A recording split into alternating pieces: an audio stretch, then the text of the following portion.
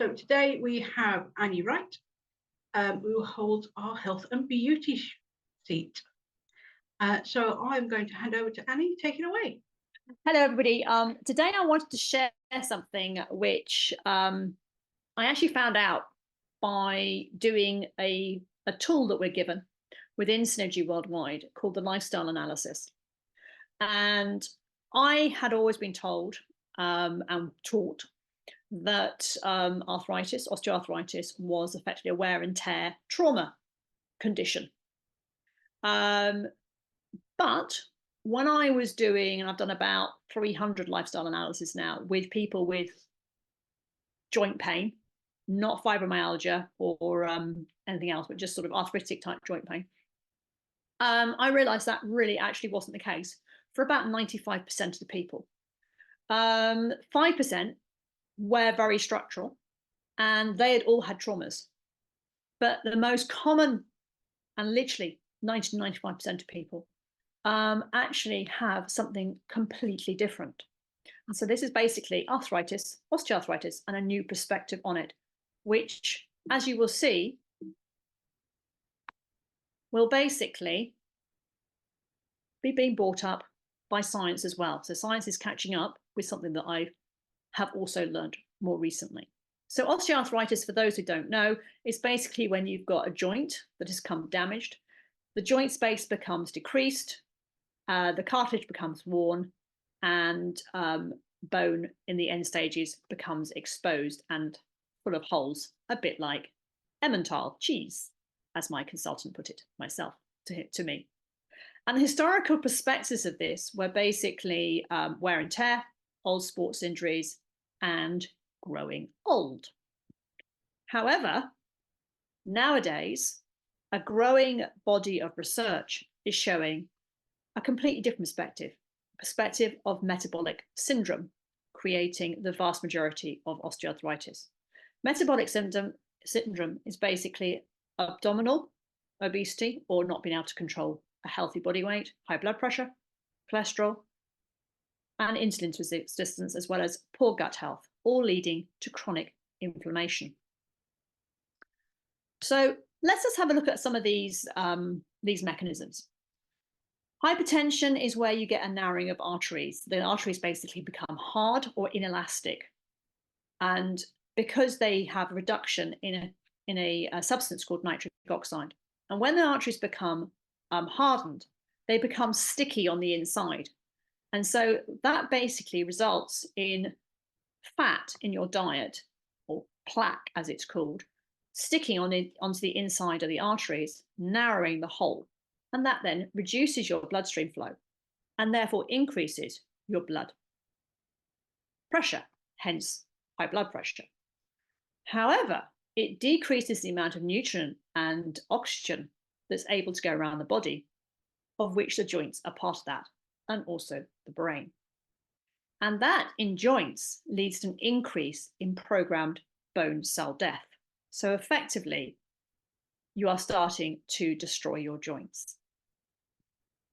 If we then have a look at metabolic syndrome, which is looking at obesity, insulin sensitivity, so that may be pre-diabetic as well as diabetic,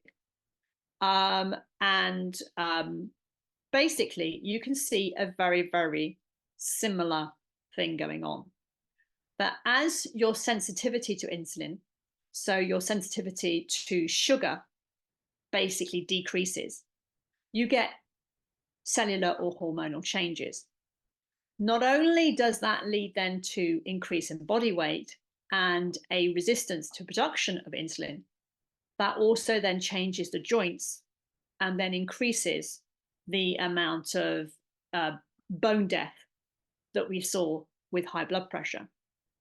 Because you are in pain and you are not feeling as good because you have chronic inflammation, you are less mobile, and therefore you have an increase in weight generally, or unable to control your weight as well, which further leads that into a vicious circle. So how does the gut health play in osteoarthritis? And I'm sorry for the slide here. It's been a bit thing. But again, we get insulin resistance, poor body weight control, and high blood pressure, all basically being affected when the intestinal lining is not in a good place. So take things like wheat and gluten, that enables the cells in the walls to become less sticky. So a bit like if you think of the cells in the wall being like crazy paving, effectively that crazy paving is not sticking together, so you get a leaky gut, and therefore you get toxins and things coming out. So all these things together have been shown with research in mice that when you have an injury to a joint, with mice with a good microbiome, that joint heals. But mice with a bad microbiome, poor microbiome, the joint degenerates. And then when you swap the poor mice over, the reverse actually happens. So what can we do? We can eat lots of different colors. So eat the rainbow, basically, is a great thing to be doing.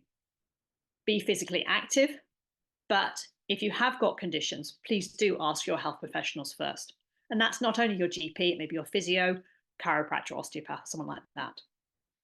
Remember, you don't actually have to go for a marathon or train for a marathon. 250 steps an hour and 5,000 steps a day is actually great for your heart. There is an awful lot of work on L-arginine and L-citrulline. And basically, it looks like that L-arginine, along with L-citrulline, which keeps the L-arginine circulating, not only is amazing for your heart conditions, but also it is incredible for your joints. Because what is happening is that when the joints are low in L-arginine, and therefore the nitric oxide that L-arginine produces, which is an amino acid, you can't utilize collagen.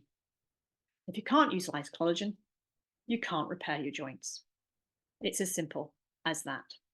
Sorry for that. It's a bit of a thing. It's just showing for those who are scientifically minded that there is some chemistry behind it. Does anybody have any questions?